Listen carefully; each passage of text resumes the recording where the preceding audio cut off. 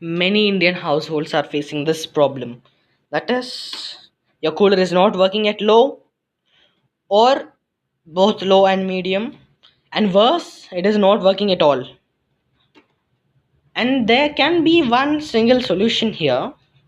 That is, if your motor is not working, but still it makes a kind of humming kind of sound like in the motor, what you can do is that you see that white thing, right? That white thingy. So let me show you this white thing. You can remove this white thing. You can entirely remove this white thing, and see the white thing, screw type thing is removed, and now we have a hole there. What you can do is fill it with 3 to 5 ml of normal engine oil or sewing machine oil, and start running that machine, this cooler. It will start working.